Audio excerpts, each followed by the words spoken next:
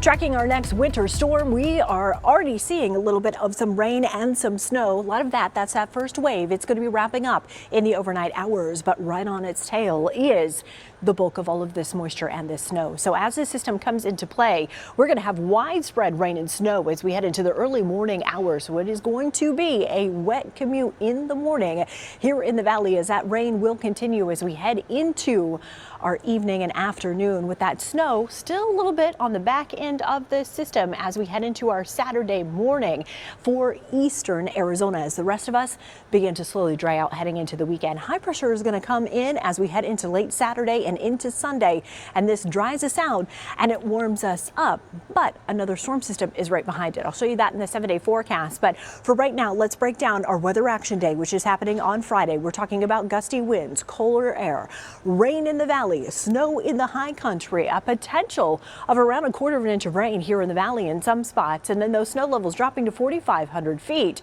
getting an additional of 3 to 10 inches of snow that could happen on top of all the snow we already got. So this kind of shows you, when we take a look at the additional snowfall that we will be seeing, 6 to 10 inches in Flagstaff, 2 to 3 in Prescott, 3 to 4 in Payson, and then along the White Mountains, we're talking about in the Pine Top Lakeside area about 6 to 10, 4 to 8 in the Show Low area. With all of that additional snow, the very strong winds that we're going to be seeing out there, we do have the winter weather advisory and the winter storm warning in place for tonight and through early Saturday morning, and that's for all the areas you see highlighted here on the map. It's going to be anywhere above 5,000 feet that will be under that.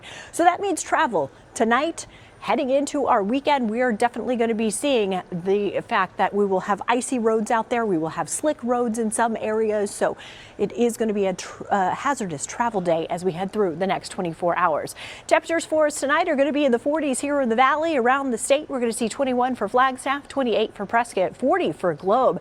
Afternoon temperatures tomorrow are going to be in the upper 50s here around the valley to the low 60s. We'll see 66 for Bullhead City, 34 expected for Flagstaff, and 47 for Globe. Take a look at this extended forecast as our temperatures are going to be slowly warming up. We're back to the 80s by Monday, and there's those other storms coming our way for next Tuesday and Thursday.